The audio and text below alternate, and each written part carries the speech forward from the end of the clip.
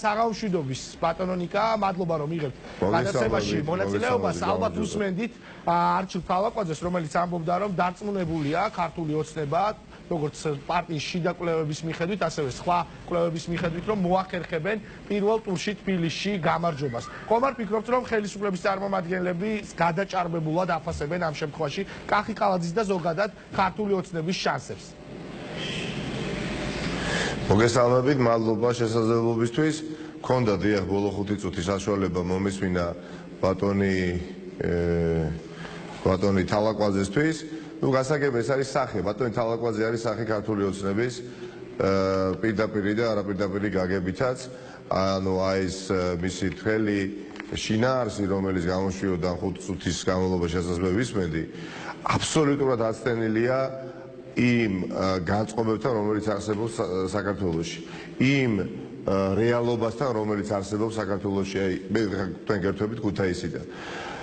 აბსოლუტურად სხვა რამეზე საუბრობს ბატონი თალაკვაძე და სხვა ფანჯრიდან იყურება და ხედავს ასე რეალობას ბატონი თალაკვაძე, ბატონი არ ვიცი გივანიშვილი, კალაძე, ქალბატონი ბესელია, ჯეჯელავები, ასე ვოლსკი, კანთარიან, უკრიეთელი, ბათი ესეთი ლიდერშიპი და სხვა რეალობა არის თვისობრივად, მნიშვნელოვანი სხვა რეალობა არის სამწუხაროდ ქვეყანაში.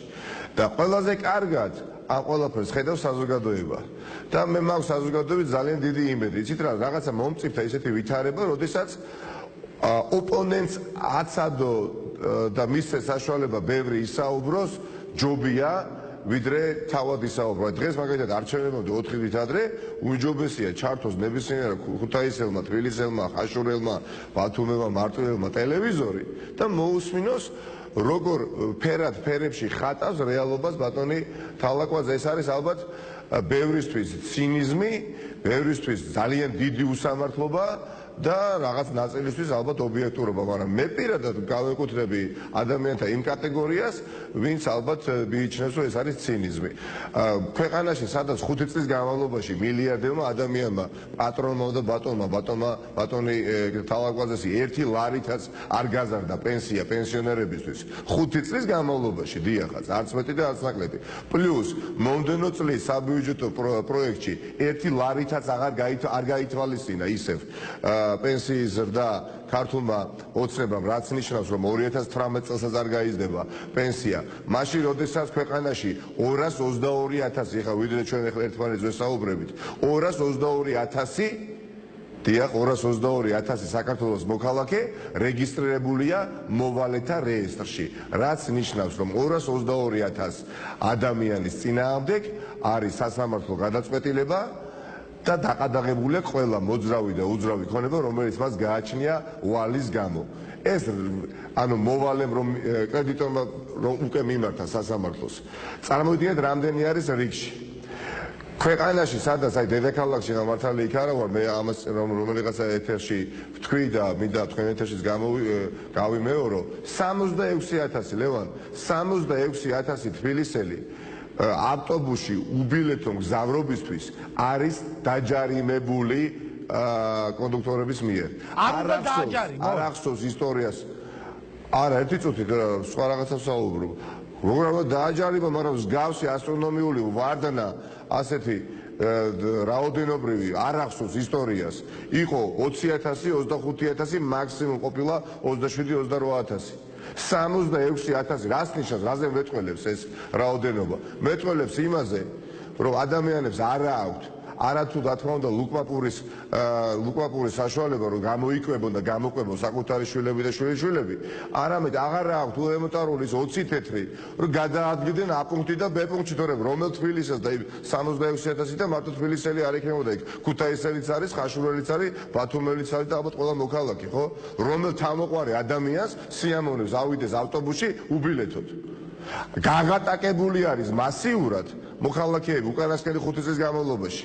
მაშინ, როდესაც საჯარო მოხელეთა რაოდენობა უკანასკნელი 5 წლის განმავლობაში 14.000-ით არის გაზრდილი. ნაციონალური მოძრაობის დროს, ლევან, 2012 წლის 1 ოქტომბრის მდგომარეობით. საჯარო მოხელეთა რაოდენობა შეადგენდა 101,000, ანუ ქართული ბიუროკრატია ბუღალტერიდან დაწყებული მინისტრით დამთავრებული შეადგენდა 101,000, მithქვია და ვამბობდა მაშინაც გადაბერილი იყო და გაბერილი იყო ის შტატები, მაგრამ დღეს რა ხდება? დღეს 101,000-ის ნაცვლად ქართული ოცნების ბიუროკრატია შეადგენს 115,000, არც მეტი და არც ნაკლები. რამდენი მართა პროფესიონალი, რამდენი 1000 პროფესიონალი გაყარეს. იმას ავთვლით, დაამატეს ზემოდან საკუთარი ნათესავები, ბიძაშვილები, ძმაკაცები და არ ვიცი კიდე ვინ, 14,000. ამათი პენსიის პრემიები, დანამატები, ხელფასები, დაზღვევა სამსახურშიც კი არ დადიან. მარტვილში, ეხლა მარტვილიდან ჩამოვედი, მე თქვენთან აქ ქუთაისის ცენტრალურ ოფისში ვარ ნაციონალური მოძრაობის. ბატონ გრიგოლ შუაშაძის შტაბში. მარტვილის გამგეობაში 2014 წელს სახელფასო ფონდი შეადგენდა 700,000 ლარს. ხელფასებში იხარჯებოდა 700,000 ლარი მარტვილის ასე ვთქვათ გამგეობის თანამშრომლებზე. დღეს მარტვილის გამგეობის თანამშრომლებზე ისიც რამდენი იხარჯება 700,000-ის ნაცვლად? 2,100,000. პასუხისგებელი ვარ თითოეულ ჩემს სიტყვაზე. სამჯერ გაიზარდა ანაზღაურება ქართული ოცნების ასე ვთქვათ ხელისუფლების პირობებში. რა, სამჯერ მეტი საქმე კეთდება მარტვილში, სამჯერ მეტი გზა დაიგო, სამჯერ მეტად რაღაცა ბედნიერი მარტვილელი მყავს იქ თუ რა ხდება?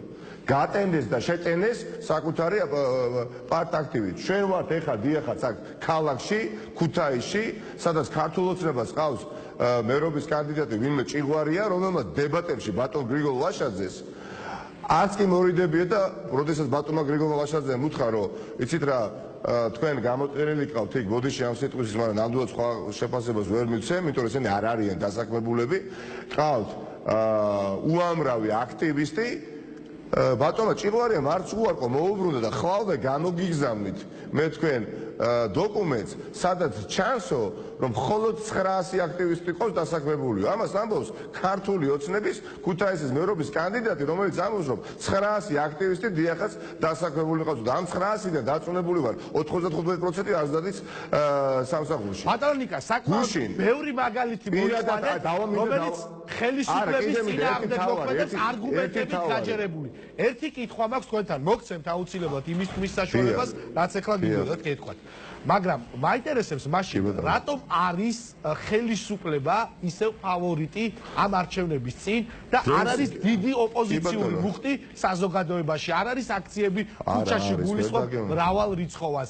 თუ ეს ყველაფერი ის რაზეც თქვენ საუბრობთ, საკმაოდ სერიოზული და ძიმე ბრალდებებია კონკრეტული არგუმენტებით გაჯერებული. კი ბატონო, კი მადლობა ამ შეკითხვისთვის, ეს გროვდება ლევან. ბატონ ლევან, ეს გროვდება და ამის კუმულაციური ეფექტი იქნება უახლოეს პერიოდში, მაგრამ ჩვენ თვითმიზანი არ არის, როგორც გემზანით, რომ მრავალრიცხოვანი აქციები და გაიღალა ეს ქვეყანა და სახელმწიფო რევოლუციებით, მაგრამ ყველაფერი იქითკენ მიყავს. ვიბიძინა ივანიშვილს, რომ ხალხი გამოვიდეს ქუჩაში. იმიტომ რომ შევარდნაძეს ხელისუფლების დროს, შევარდნაძეს არჩევნებიდან არჩევნებამდე იგებდა არჩევნებს. და დღეს მე არაერთ შეხვედრაზე ვთქვი ეს მოსახლეობისას შეხვედრისას ვთქვი ის რაც მე მგონია რის ხარჯზე იგებდა წინა არჩევნებს და აპირებს ამ არჩევნების შეასრულოს თქვა წარმატების მიღწევას ქართული ოცნება. აი დაგისახელეთ 115,000 საჯარო მოხელე. რა თქმა უნდა შორს ვარ იმასისგან რომ 115,000-დან ეხა იქ რა ქვია თუნდაც ნახევარი იყოს მომხრე ქართული ოცნების, მაგრამ აი 14,000 რომელთაც გაზარდეს რაოდენობრივად ის ადამიანები რომლებიც გაყარეს პროფესიონალები და კომპეტენტურები და შეავსეს საკუთარი სანაცვლო წრიდან, ამათ ხარჯზე ქართული ოცნება ცდილობს, რომ საკუთარი ასე ვთქვათ ძირითადი საბაზისო ხმები მიიღოს არჩევნებზე, იმიტომ რომ ის ადამიანი, აი ვიღაცა ჭიღვარია ბატონი ქუთაისის მერობის კანდიდატი, დღეს არის მგონი გუბერნატორის მოადგილე, ხო? მას ყავს დასაქმებული ნათესავი მეგობრები, ასე შემდეგ. ის მისი ნათესავი მეგობარი, მეზობელი, ხო?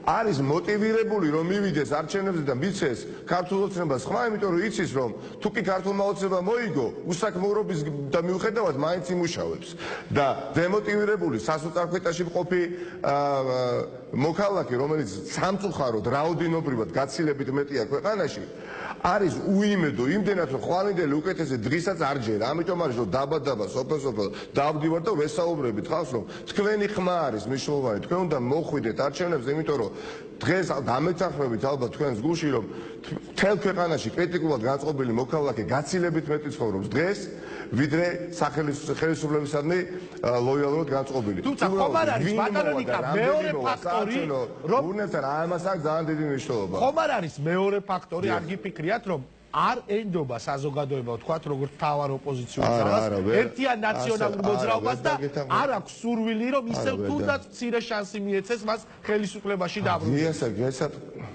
კი ბატონო, ჩვენ ყავს რა თქმა უნდა ჩვენი მყარი ამორჩეველი, რომელიც არის ძალიან რესურსული, ანუ ამ პარტიას აქვს ზრდის სერიოზული პერსპექტივა მით უფრო განახლებული ნაციონალური მოძრაობის პირობებში.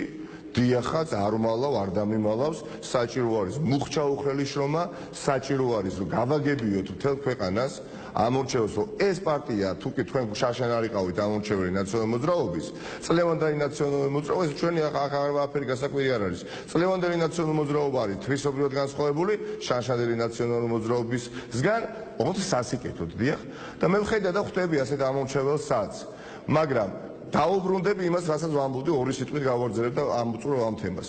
დიახ, ერთი ადმინისტრაციული რესურსი, მეორე რწმენა უკეთესი ხვალინდელი დღის, რომელსაც უკრავს ბიძინა ივანიშვილი და ცდილობს ატიპტივოს პოლიტიკურ ასე ვთქვათ ლანდშაფტზე მხოლოდ მისი აქტივი და მისი ასე ვთქვათ მის მიმართ ლოიალურად განწყობილი ადამიანები და ქვეყანაში სასოწარკვეთაში ამყოფოს დანარჩენი საზოგადოების ნაწილი და არჩევნებზეც კი არ მივიდეს, ამას არ უშვებთ ჩვენ. როგორ ფიქრობთ, ლევან, ბიძინა ივანიშვილმა იმისთვის იბრძოლა 5 წლის განმავლობაში, რომ ბესელიები, თალაკვაძეები, კალაძეები, ნარმანიები, ჯეჯელავები ვიღაცები მოიყვანათ, ეხლა მეტი საქმე არ ქონდა ეხლა ბიძინა ივანიშვილს მათ გამოგონიათ რომ თავი აიტკიო რომ ისინი ყოფილიყვნენ ეხლა ხელისუფლებაში.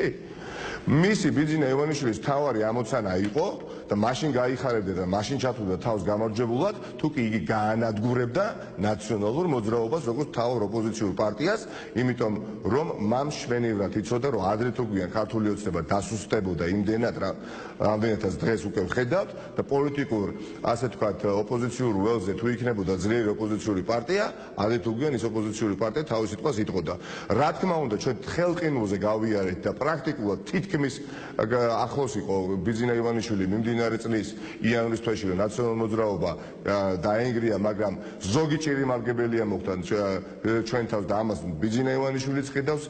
კრისტალიზაცია განიცადა ჩვენმა პოლიტიკურმა გუნდმა განახდა, გაძლიერდა და ეხლა პოლიტიკურ კონჩეტევაზე არის გადასული. ზუგდიდში მაგალითად ეხლა თქვენ მე გისმენთ გითხეთ, რა სინდისით ან რა ნამუსით უნდა მივიღო მე პრეტენზია რომელიმე ქართული ოცნების ლიდერისაგან, როდესაც ქართული ოცნების მერობის კანდიდატი ვინმე ლაშა გოგია წლების განმავლობაში იყო კუდის თანამშრომელი, ყველა რამე ასე ვთქვათ ობიექტური თუ არაობიექტური პრეტენზია არსებობდა, ამ ადამიანის მიმართ არსებობდა და ზუგდიდში ძალიან კარგად ყველა მიცის.